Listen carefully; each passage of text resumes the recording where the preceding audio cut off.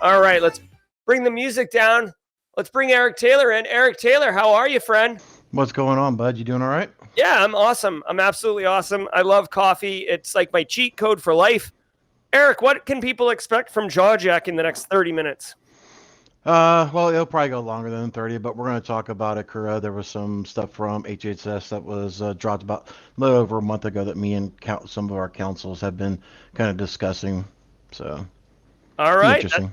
sounds awesome. All right, chat. I leave you in the trusty, capable hands of one Eric Taylor, also a Marine.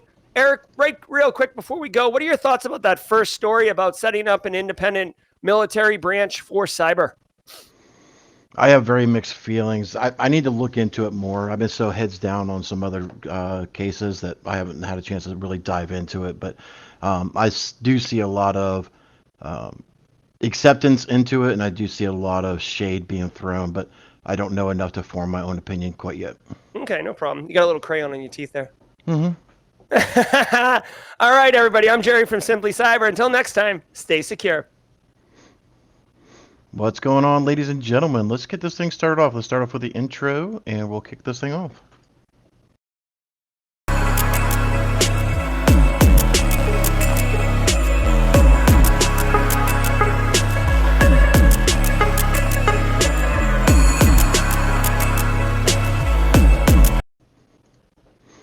All right, did the formality there. Let's get this up and let's get this going. So what's going on? Anybody else want to talk about anything particular while I'm getting things set up? Yep, my response. Gotta brush that crayon off. So those who don't know, that there's been a very, very long running joke for Marines eating crayons because we'll eat anything, and we're a bunch of so we are essentially there. It really comes back to Uncle Sam's Misguided Children, USMC.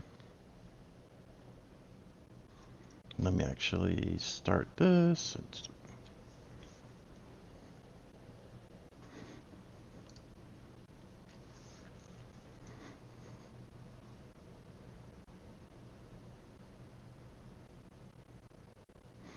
Anybody want to hear a couple dad jokes?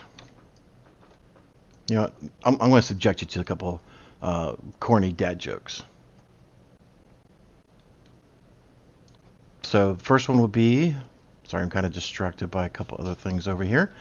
Why did the Scarecrow win an award? Why did the Scarecrow win an award?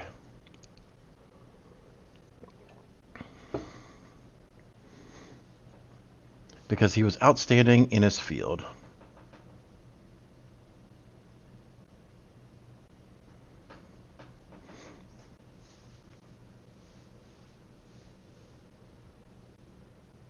Yeah, there's no coloring books around us because we eat all the crayons.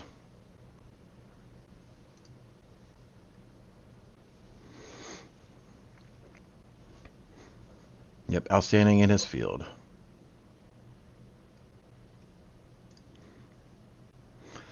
Why do eggs, this one's an old one, most of y'all will probably get this one, but why do eggs not tell jokes?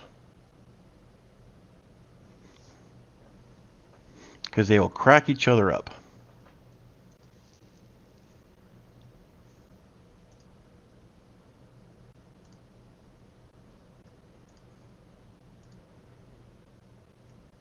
Sorry, just kind of shutting down a couple of things down over here.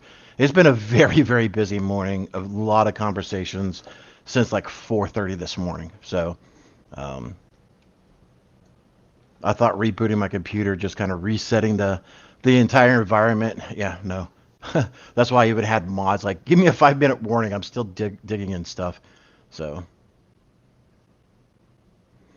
all right. So we have a dad joke coming in. What do you call a guy with no body and no nose? I don't know. Please tell us, dreaded hoser.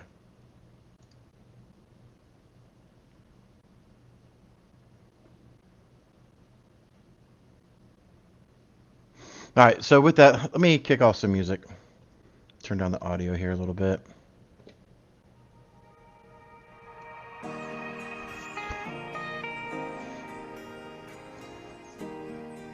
Yeah.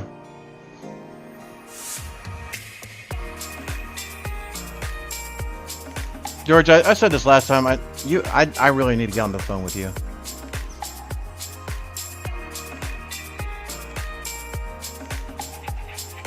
Is that music too loud? Let me turn that down a little bit. I know it's loud on my ears here. Nobody knows. Good one. All right, so let's talk ransomware. That's what we deal in all day long. Those who don't know, if you're first time or haven't seen me on one of these shows, my name is Eric Taylor. I'm the Chief Forensic Operator and the owner here at Barricade Cyber Solutions. Literally probably about 20-30 minutes away from Dr. Gerald Ozier. Known each other for years, but you still in the same town. We still haven't met. It's going to be quite interesting that we may actually be the first time meeting at Wild Wild Hackin' Fest. So we got to go about 80% across the country to potentially meet. Kind of crazy. Even though I am going to try, I know Dr. Gerald Ozier and Joseph Cadden are kind of teaming together, put the Charleston local meetup together, and I do have it on my calendar to attempt to attend. So if you are in the Charleston area or in South Carolina thinking about coming down to the Charleston meetup, consider it. I may be making an appearance at the Frothy Beard. And we can sit around and talk a bunch of stupid. Just cut loose a little bit. Alright, so Acura. This was actually dropped last month. I'll put it in the chat here so that way everybody has it. Divine Dream Divine, good morning to you as well. So these guys have been around for a while. They've definitely hit up a lot of organizations. This one, it definitely says the current ransom was first identified in May 2023. I do think this was toward the end of 2020, but the next line will kind of explain this a little bit. I think in less than a year they've claimed at least 81 victims. So okay, there is a misnomer about how many victims ever comes in and how many threat actors always got. So you know what, we'll do this. I don't care. I've actually got a little bit of time, so we'll go down a massive rabbit hole. Y'all experience full ADHD moment of Eric. Download.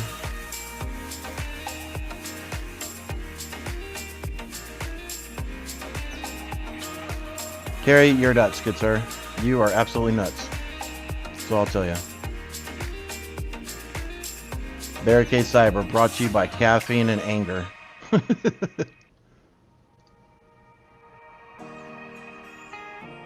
So while that's going on, let me get into one of my other portals and let me pull up their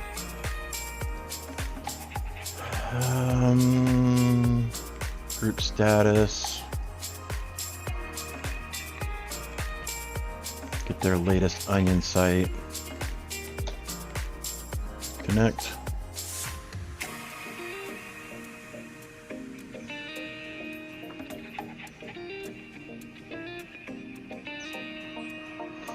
Carrie, we're all little nuts in our own little way, bud. We're all a little special and gifted. If everybody was the same and not a little bit crazy, this would be actually kind of a boring world. Wouldn't you agree?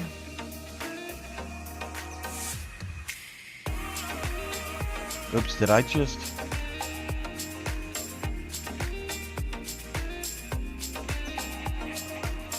Somebody let me know if I just messed up. I'm not sure if I just muted Carrie or not. I was trying to remove him from the chat, or remove the thing, and I think I just muted him by mistake. Carrie, say something in chat, please, so I know we can still see you, good bud. If I did, I'm sorry. I will talk to Jerry. That is clearly my mistake. All right, so while we go through this is Acura. This is their ransomware page. This is also known as their name and shame site, so to speak. You've seen a lot of the other ones that have the pretty graphics and things of that nature. I'll use another one as an example.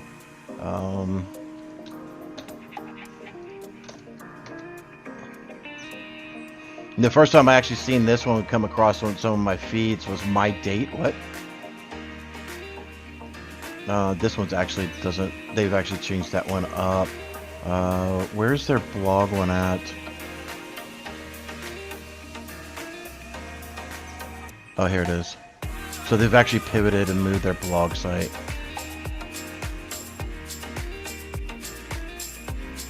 So in typical threat actor fashion, they'll list all their victims, whether the data's been published. Some of them actually post a countdown, things of that nature. This is a typical type of scenario that you see from some of the threat actors. We'll load one more that I know. This is actually one of the auction sites. So if threat actors ever say they're going to sell your stuff, they'll use one of these type of sites to actually sell off your information. So this is definitely one site that we typically monitor. This one's been very, very buggy. Doesn't want to load half the time. It looks like it may actually load.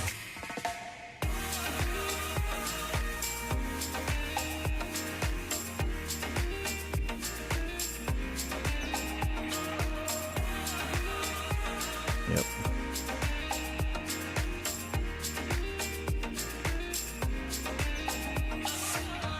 I may actually have my links mixed up because this is Blackbyte. This is not the data warehouse.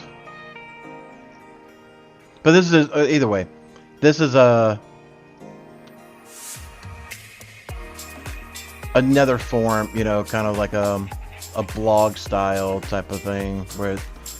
So you got your school districts, focused business solutions. Sorry, I'm not trying to name and shame individual identities or organizations this way. I'm just trying to show you kind of what it is. But this is a Cura's type of website, and it's very much an AS400. So if you've ever worked it sorry, I keep saying for some reason today. I'm not sure what's wrong with me. But if you ever worked at like Lowe's, Home Depot, things of that nature, you may have seen this type of thing. It's very ASCII feel and look. So you have your leaks, you have your news.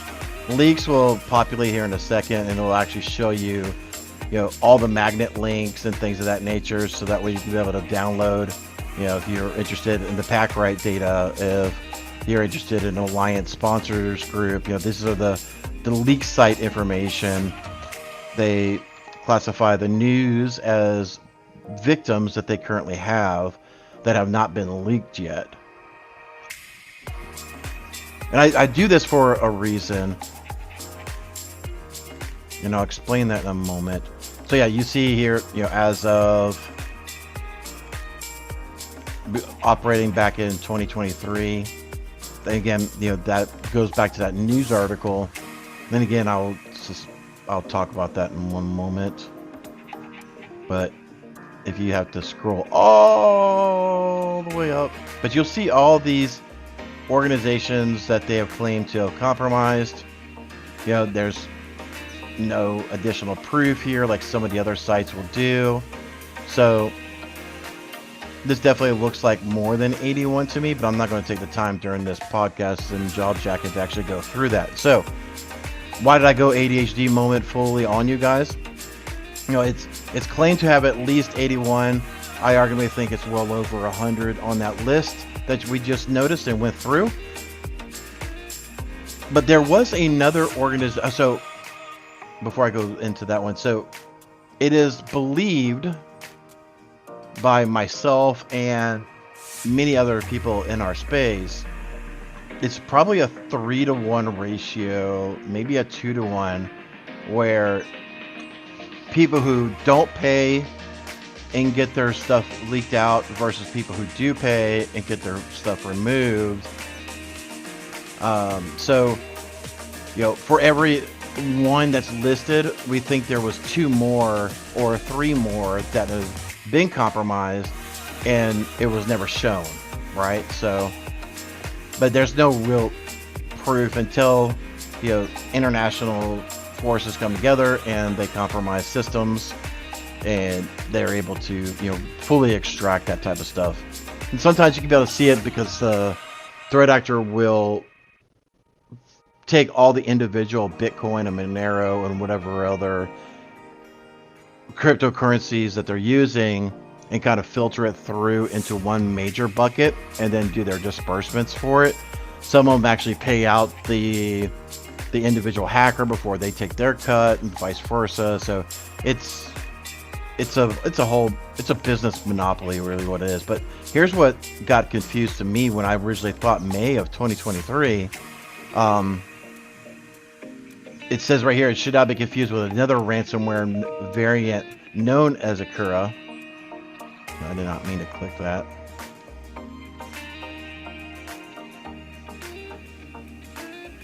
Which was briefly observed in 2017. So that's when we started seeing these guys. Going through the article, there is research to support that Akura has connections to the now defunct Conti ransomware game, which is then part of TrickBot, things of that nature. So, could it become a possibility? And this is kind of what we were having discussions with counsel this morning. Because every time we make a ransomware payment, it would help if I had the screen up higher, wouldn't it? Sorry about that, ladies and gentlemen. But when we make a payment for a decryption tool on behalf of our clients, we go through the IRS OFAC check.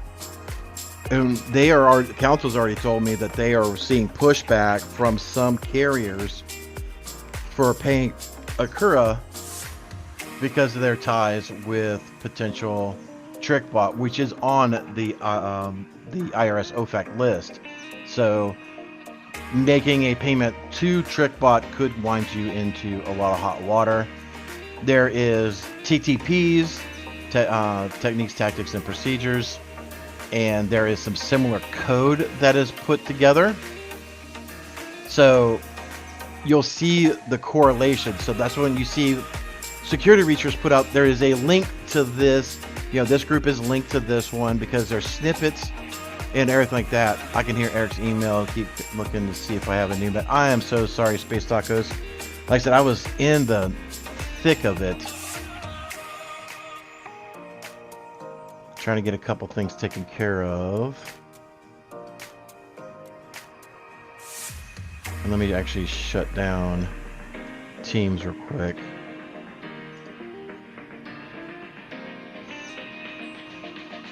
Please stand by, ladies and gentlemen.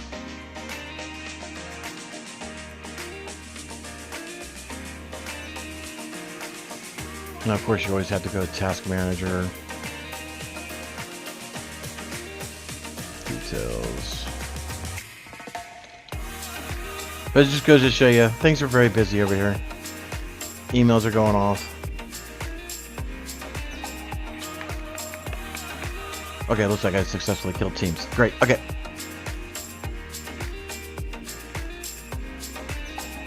Had to go for a minute and come back to see the man.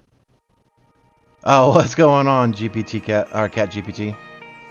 I thought that was a bathroom reference for a second there.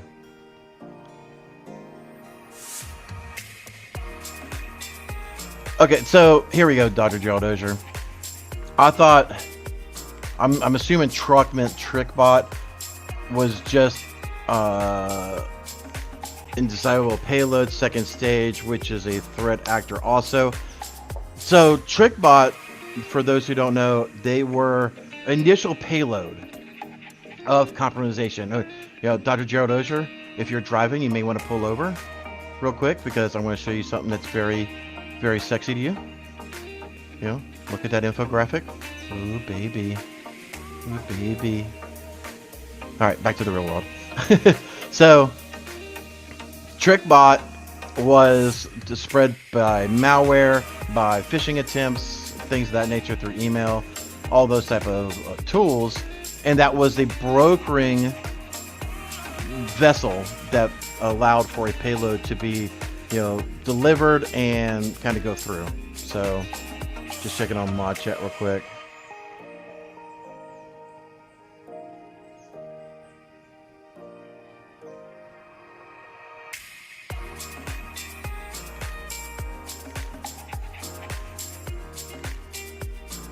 All right, so just want to make sure I wasn't missing anything. I see some questions in the chat I'll get to here in a moment. But I definitely want to kind of go down this ADHD rabbit hole for everybody real quick. So, I remembered seeing Akura way back in the day, even before 2023. So there was essentially another spin-off variation before it became Akura ransomware. I have no factual information on this one. I just think it was a rebranding situation. That this was the original Akura was a POC or a proof of concept that was allowing folks to, or allowing the ransomware group to kind of solidify them before they became, the well-known threat actor group called Akura ransomware today. So Akura leverages many common features of their targets and organizations, yada yada yada. They are a ransomware as a service, yada yada yada. Distribution by country, of course, it is the U.S. Highest global GDP here, so they're going to attack where most of the money is, right? So, and again, definitely dive into the saying. Yeah, exactly. Definitely look at this. I hate saying sorry. It drives me nuts when I hear it and people say it and when I say it. But go back through, look at this document yourself. The one thing we see, and this one really goes into the compromisation of that CVE, which is the Cisco VPN. And they would, create their persistent account in the VPN because it was a local user, not an LDAP user or a single sign-on user, but it allowed for root access and be able to create your own. They would use defensive like power tools and kill AV to nerf your AV tactic. Oh, there was actually, hold on. There was actually something that just came out yesterday as well. And I may have to go over here. Oh, what was it? That's right.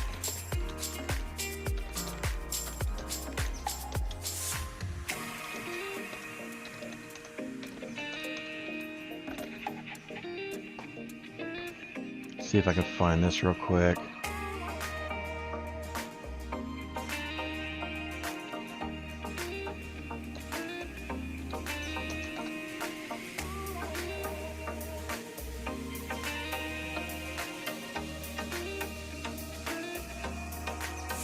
I may actually have to sign into it. Sorry, bear with me. I wanted to go down that rabbit hole for defensive evasions real quick, and you'll kind of see why in just a second.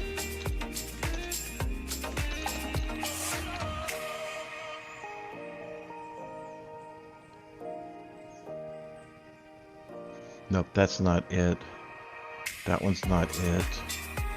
There's so many EDR bypasses in all of my darn feeds right now. It really is nuts. But there was one that I seen yesterday that I really want to showcase. The coffee, yes, I need the coffee.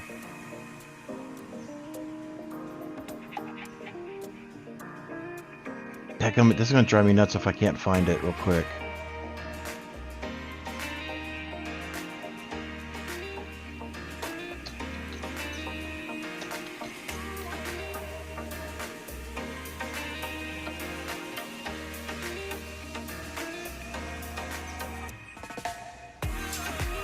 Joseph, did I share that thing with you yesterday? Dadgummit. I may have to just keep going, ladies and gentlemen, and just do a different video on it. Joseph, I'm looking for that. I think it's Palo Alto's EDR bypass for MSI for low privilege.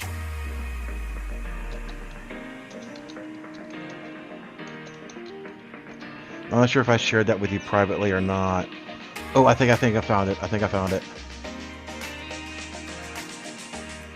Yeah, I'm looking for the thing. That's right, the thing. You know, the thing. All right. Hopefully we can be able to bring this up in here.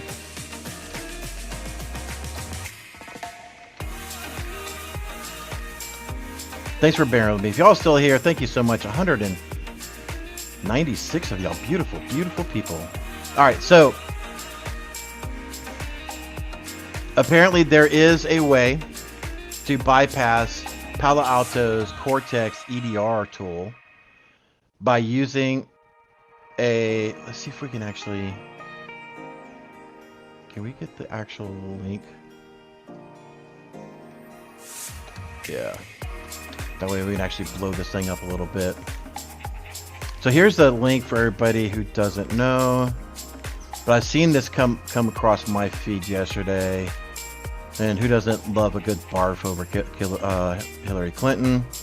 But they have a proof of concept here. And I just want you to note, right? So Palo Alto has kind of dismissed this thing. And I see their point to a degree. Right, so those who don't know, I'm going to walk through, some PowerShell code for you. So, you can ignore that; it doesn't care. This right here is looking for the WMI product, the uninstall string for the Cortex application. We use this a lot in a lot of cases when we're trying to remove unwanted applications. In a lot of our cleanup, it will do a regex where it's trying to clean up, or it's trying to look for those strings, clean up the strings, start the repair. So it's going to do a start process of the file path MSI exe, which is the MSI installer built into Windows with the argument with force uninstall that matches this string here, which is that sanitized version of the uninstaller string. Right, so it's going to force that. So you see them running it in here. It's actually running that. See if we can actually open this. Am I going down a decent rabbit hole for everybody? If I'm putting people to sleep, just say sleep in the chat. And then I'll move on. So you'll see they're going to install our wonderful Mimi cats, but you'll see here that they are doing PowerShell to uninstall Cortex. You'll see that's being removed. The thing that is interesting that they are showcasing here is this was done from a non-privileged, a general user. And I do see some of the threats coming in. Exactly, DJ BSEC. It's only the Palo Alto Cortex EDR tool. All right, so point of clarification. Let me just drop this over in mod chat because DJ BSEC is asking for it. So they're saying that you're able to, as a non-administrative user, be able to uninstall the EDR tool and get in there. So two things, ladies and gentlemen, that I want to point out. Palo Alto has pretty much said, look, if tamper prevention was enabled, aka you need to uninstall code to actually, make this thing work, that would have prevented that. Yes, absolutely, right?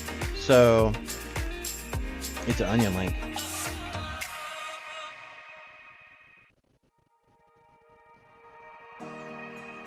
Sorry, I'm being distracted. DJ BSEC, please explain as a third grader what you're looking for, please. I'm having focusing more than 5 seconds at a time over here. So that is part one. Having the tamper prevention turned on will prevent that. The other one is allowing essentially UAC, user access control, not to be prompted requesting advanced privileges to uninstall the application. Back to that. So that kind of goes into this whole defense evasion and why I went down that whole rabbit hole. So there's tools out there called Power Tool that will help you disable an AV. There's Kill AV. We see these a lot in a lot of our cases. They use Discovery, PC Hunter, AD Find, Sharp Pound, Mass Scan. We're also seeing a lot of the credential and the lateral movement with Mimikatz, Lazani, and LSAS. Those who don't know, LSAS is your credential dump things of that nature. Mimikatz is also used for a lot of that stuff. We're seeing RDP, but we're also seeing the tool. Oh, I'm having a brain fart yet again. What, is it L-Brute? Is it L-Brute? Sorry, I definitely cannot go into my DFIR box live stream, because that would just open up a ton of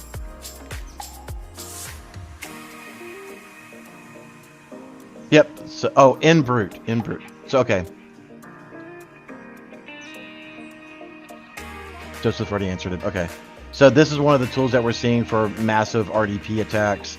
So you pretty much load this in and, you know, it will brute force your way into an RDP session, things of that nature. So one cool thing that, or no, I shouldn't say cool, but the one thing we are seeing the return of is Rust Desk. I have not seen that in a while, at least in the cases that we've had. I've also not seen a whole lot of Cloudflare tunneling. We have seen in the past where they will do Cloudflare tunneling to obfuscate their connections back to their command and control for Mimikatz, for just a number of tools of the C2 servers, Cobalt Strike, things of that nature. So you definitely, again, if you haven't seen this, wealth of information in here, definitely look into this.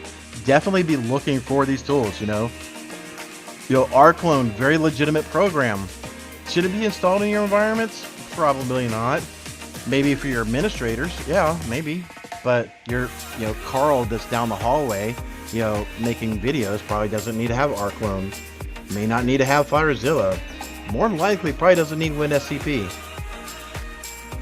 Or Rust Desk, or any desk, or any of that stuff, right? So, taking these tools and starting to incorporate this stuff, Joseph will tell you that, I even ping him. I'm like, hey, look, we need to start making sure we are looking for this tool. We need to add this. If we're seeing new instances, we're seeing any existing applications, things of that nature, always advancing, always improving. The whole key thing that everybody needs to learn about, especially when you're looking at this thing today, nobody's perfect, nobody's 100% secure by any means, but as long as you're making constant daily strides to move forward, to be a more secure tomorrow than you are today is the only way to effing win in this freaking game, right? The one thing to also to note, I think it was in here. Maybe not, but we'll see.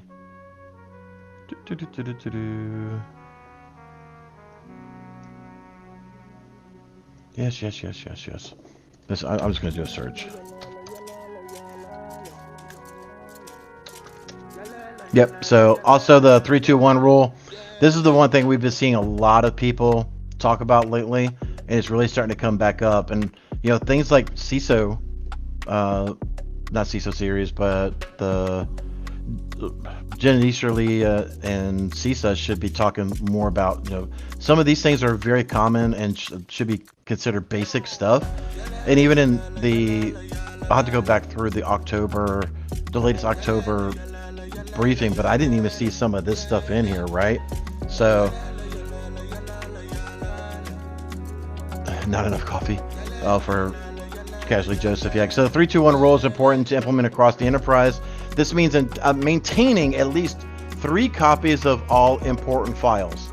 3 copies, ladies and gentlemen. I know that seems a lot, but trust me, when it comes to your data and dealing with ransomware, redundancy, you want copies. Store these files in 2 different media types, external drive, NAS, things of that nature.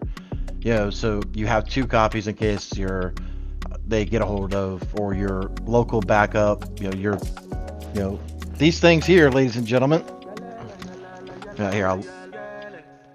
So we actually started pivoting to this a little bit starting this year, because we've been having a lot of cases where people are having problems just running, our tools and stuff. So we're starting to ship out, thumb drives, with Windows to Go and some tools on there, and we'll get in and be able to do what we need to do. But those things go bad, right? Even with, these nice little cases that, help do all the shock absorbing and stuff, but, this thing's going to go by FedEx, and so.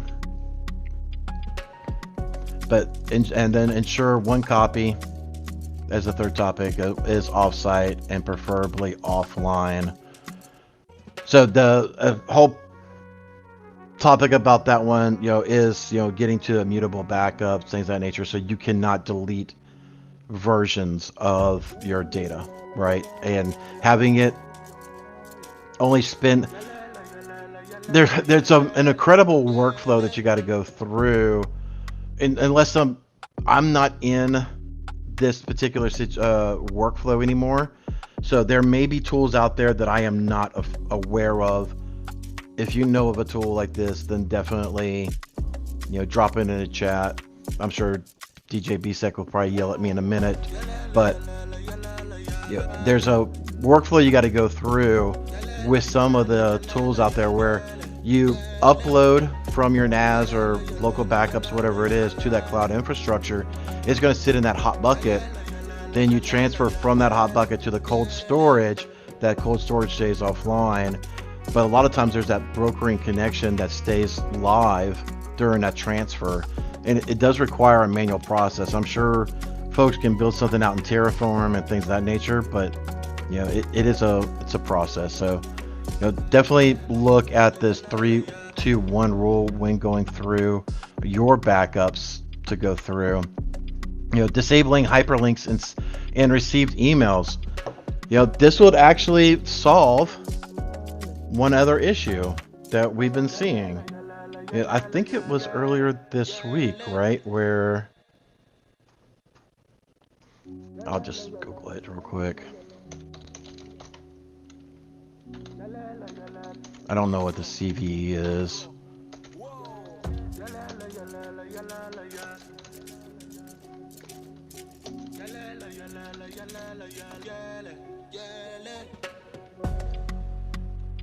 This is probably it. The Munker link. Yep. So this one, what's ad? Wow, I forgot to install my ad blocker. Do not accept. Go away. So this one actually, this is not a very good one.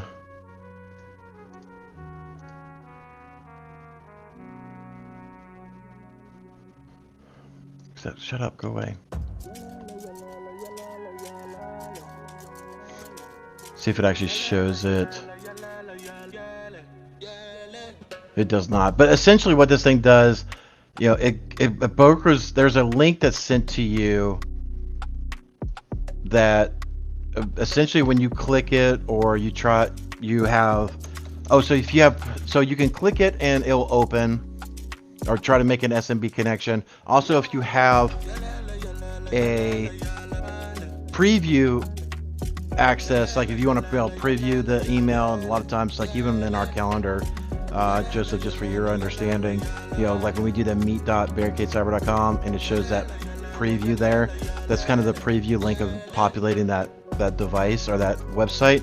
So having that preview enabled, having accepting links into your tenant or into your tenant all the way around is kind of a bad thing. So even looking at disabling hyperlinks in received emails, thus shutting off your preview access in email as well. So again, definitely look at this stuff, disabling remote desktop protocol, ADP, ransomware deployment protocol.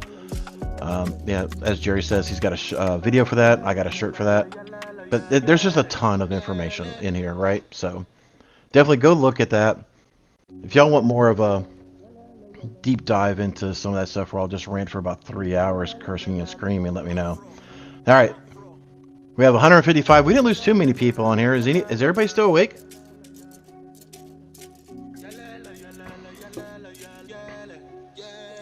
Yeah, all data at rest, John, should be encrypted. Ideally,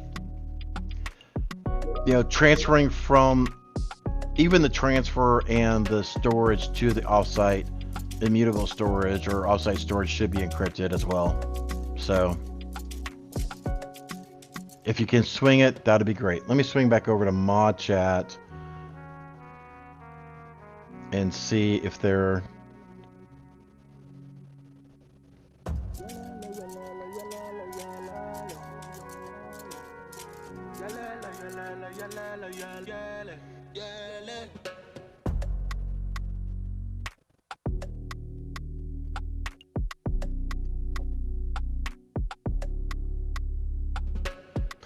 So Kimberly can fix it. There was a comment about public speaking meeting tonight. Is that in the Simply Cyber?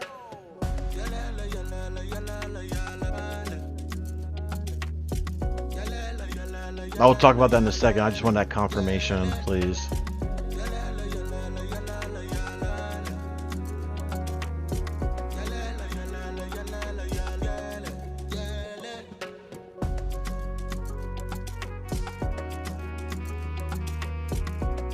Carrie, were you muted? Did I accidentally put you in timeout earlier? Because I was trying to take that thing off, but I think I hit the wrong button by mistake.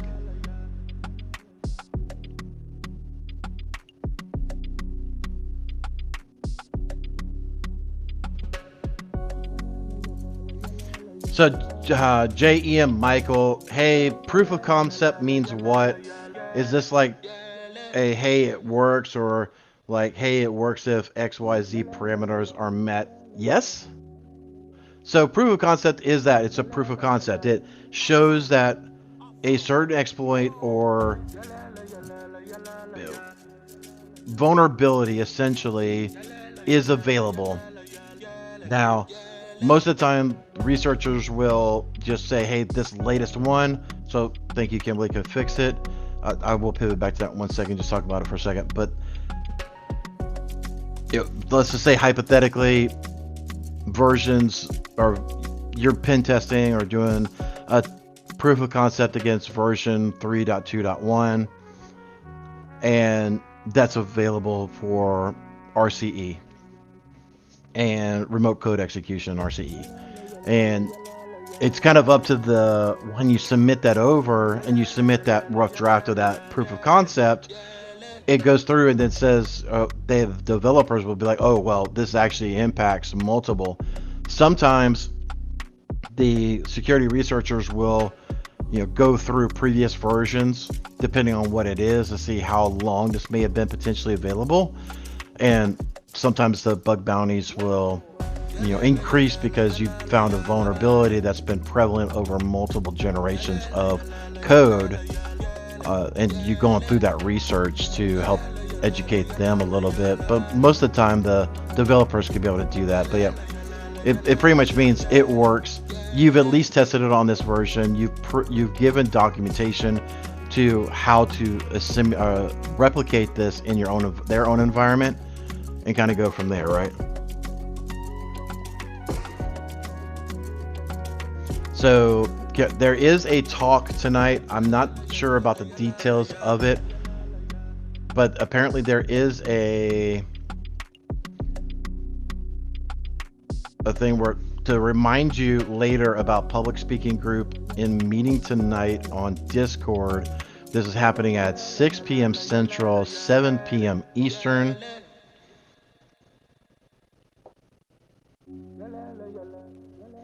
NSA Virus Labs. Eric, what's hit this week at Barricade?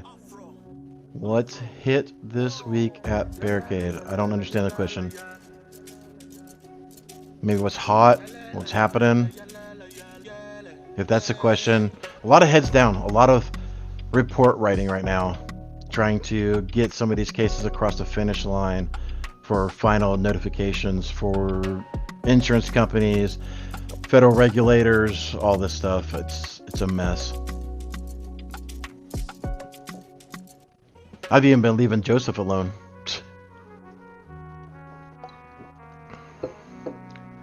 Live Beats Lab - Andy McPherson. How do I find out if I need to follow NIST guidelines? That's a good question. A lot of times your organization will tell you. So if you work for a company, they should know if they are required to, if they should be required to know if they need to follow NIST guidelines. I think there's an actual document for that, though. Let's see.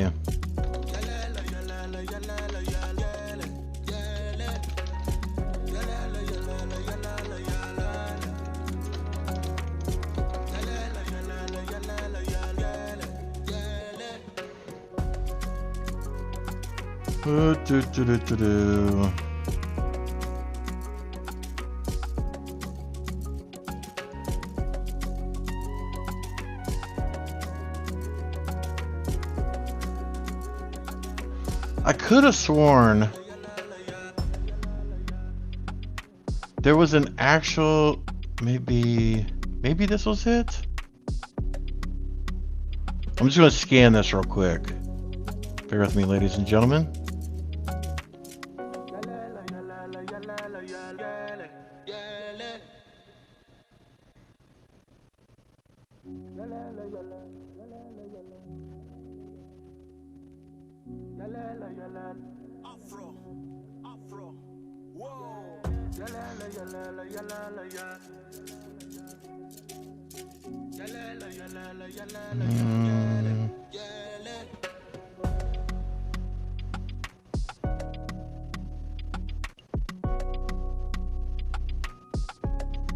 Yeah, so this actually does do some of this. Okay, perfect. So I'll put this in chat. So that's kind of what I was looking for before I just threw out random links, ladies and gentlemen. So compliance with NIST 873 is mandatory for federal agencies and contractors. So if your business, you know, if you work for the federal government or you're a contractor, that this kind of goes into the whole CMMC, NIST 800-171 type of thing that's going to be kind of rolled out if you're a contractor of a prime or subprime organization. So, you know, I don't fully buy into this one. I think this one should be more of CMMC, which is the spinoff of 800-171, again, for prime and subprime contractors for the DoD. Unless I guess you're just working for, yeah, okay, so yeah, now I think that one through. So if you're working for the federal government but not part of the DoD and working on CUI, classified and controlled information, or classified uncontrolled, yeah, classified uncontrolled information, CUI. And so that would be the framework that you go through. Organizations doing business with the U.S. There you go, must comply with another set of requirements, the 800-171. So you can kind of go through that and see if you are required to do that. I will say, if you've never been a part of any sort of framework or anything like that, and you want to at least broker down some sort of framework, definitely strongly look at CIS. We're starting up a goofy service for that too, where we're trying to create reporting and all that stuff. So hopefully that'll be a service we're offering in the mass toward the end of the year. So there are definitely companies out there that will help walk you through CIS, and it helps introduce the business to a lot of documentation and a lot of frameworks and things of that nature, and that stuff is very pivotal to the other frameworks as well. There's actually Excel sheets out there that will pivot you from, you know, CIS over to CMMC 800-171. I feel like I'm talking 1,000 miles an hour. Sorry if I'm talking too fast. Tell me to slow down. Again, ADHD is a very real thing for me today. No amount of medicine is helping. Back over.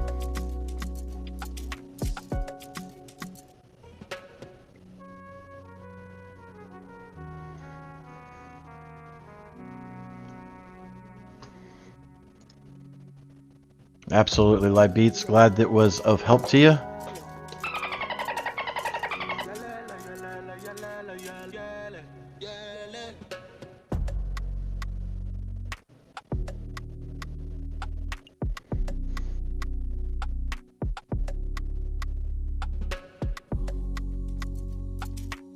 Let's catch it up here on mod chat, bear with me, ladies and gentlemen. If you have any questions for me, I do have a little bit of time before I have to boogie out of here. So definitely drop a Q with your question in there, and our wonderful, illustrious Kimberly can fix it. Has been awesome at screen capturing those and getting those over to me.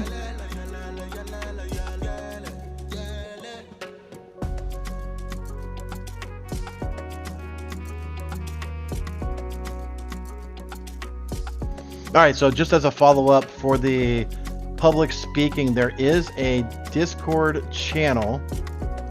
Let's see. See, it's not under local meetups, that's for sure. But I'm being told it's in the Public Speaking Masters-SC. And that's under the Love Fusion Center. That's a weird name. But it's, you know, with the movie love, MMA love, beer love, all that. So definitely check that out. Exclamation Discord in chat if you're not a member of the Discord group.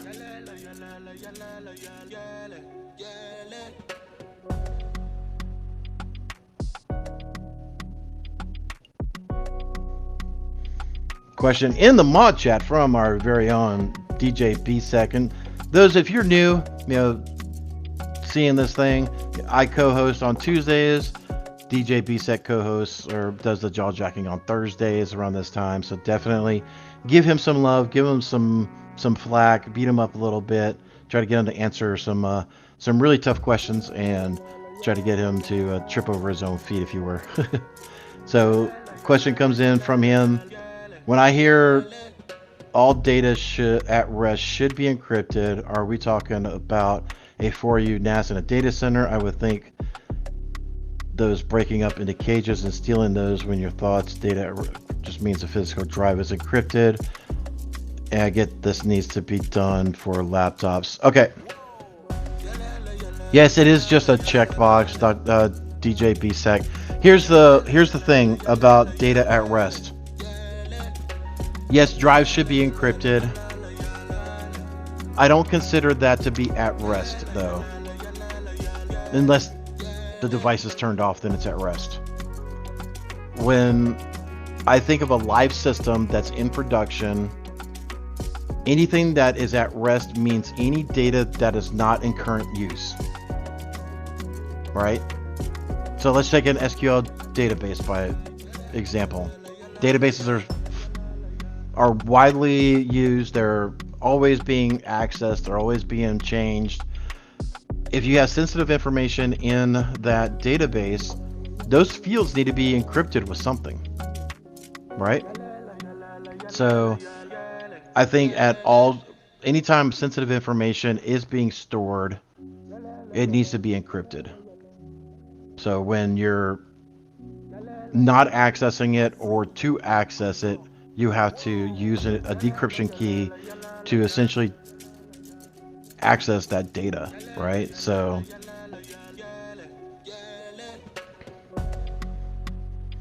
but it does go back to, you know, the NAS drives, all the things, right? So trying to apply any sort of encryption method that you can, that's just not, you know, base 64, because Python, PowerShell, C++, whatever, can quickly decode all that really, really quickly, right? So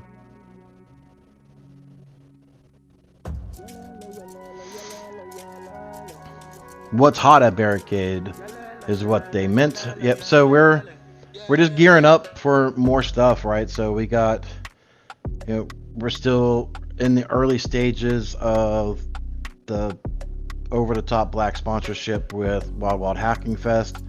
They seem very excited about that. They seem very open and excited about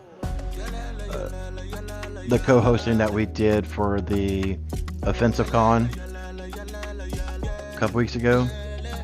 So just trying to get out there, ladies and gentlemen, trying to grow the business.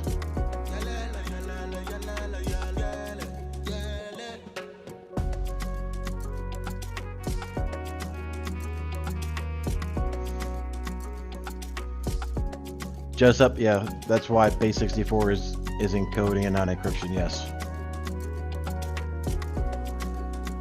But you know just as well as I do, same people who think KMS Pico is an acceptable tool to unlicense or get around licensing bypass, thinks base 64 is also an encryption method.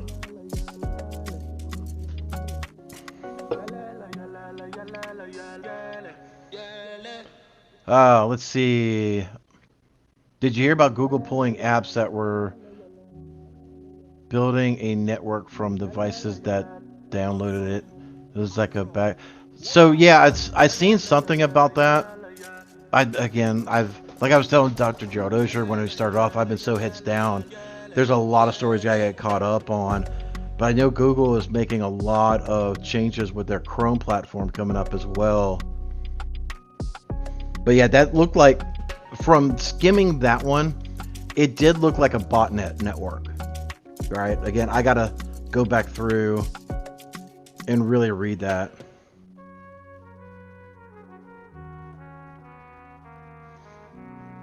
Take care, Dan. Thank you so much for the kind words.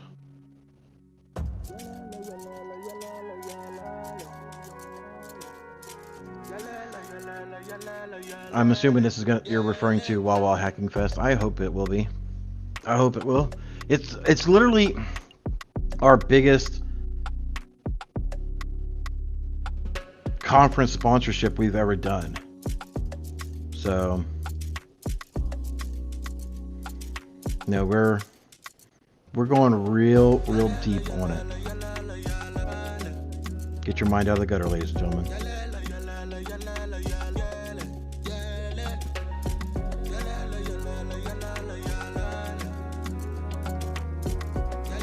Just checking a couple things. Any last questions, ladies and gentlemen? Any last questions?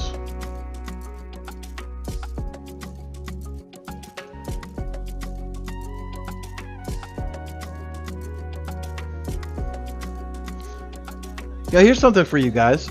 I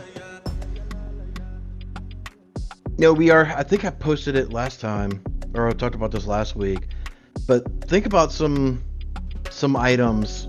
Like, if you ever thought it was cool to do something at a conference like Wawa Hacking Fest, what would you have liked to have done, right? So, there's gonna be a lot of collaboration. If we're not doing it, then maybe one of the other sponsors will do it or something like that. But we definitely want to see what the community thinks. A lot of the stuff I've been thinking about has been shot down. So, I'll tell you, the running of the ducks, as I was going to call it, has definitely been shot down. We don't want to get banned by the hotel that's sponsoring it. So I do know we're going to be working on trying to put together some sort of meet and greet with Calendly, so that way if you want to get together and sit down or whatever over a beer or some food or something like that, or make a Calendly link or whatever to the conference, open up a couple of spots. So if you want some, and not in an adult way, one-on-one time, then we're going to make that open as well. We're just trying to figure out the logistics of the link, mostly because I just, when you go to barricadecyber.com, you scroll down, you'll see, all the different options. Anytime I create something, it's putting it in the main website, and that may just be the way I have to do it, but we'll kind of go from there.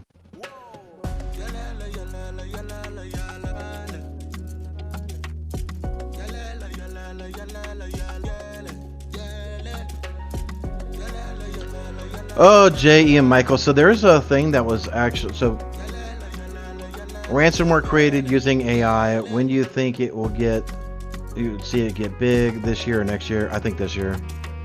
I honestly do. I'm actually in a waiting list right now on the dark forums to get into what's called dark Gemini, which is Gemini, the creation tool to create whatever, but in a dark fashion. So I think there's some videos floating around about it right now. I'm in the waiting list to be approved through my Alter contacts and all that stuff. So hopefully I'll be able to bring some videos to that soon. I did see some Android penetration tools, not Kali Linux, a completely different one being offered up. So there's a lot of stuff on the horizon when you start really digging into Telegram channels and dark webs and just all this stuff. It's a mess. Makes you really want to go Uber, not just tinfoil hat, but just tinfoil body.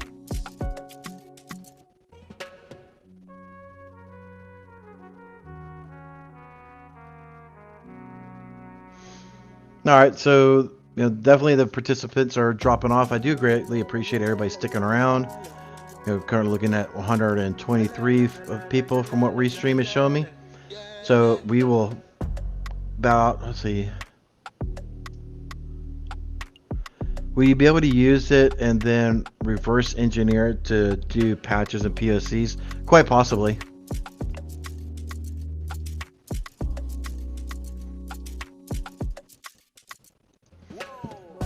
There was with ChatGPT, I think it was, or maybe it was Gemini. There was one of the online tools where you could be able to ask it in different ways. So,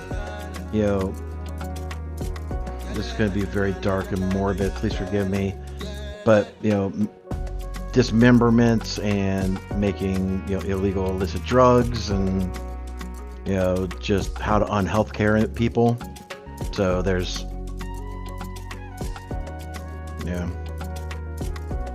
it's interesting.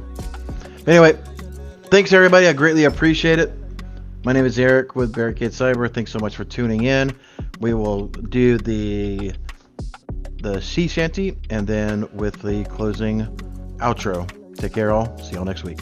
I hope you enjoyed the Jaw Jacking. Be sure to check out the Simply Cyber Daily Cyber Threat Briefing happening every single weekday morning from 8 a.m. to 9 a.m., where you can get the top cybersecurity news stories of the day, network with other professionals, and then stay for the Jaw Jacking just like you saw. I'm Jerry from Simply Cyber. See you in the next one.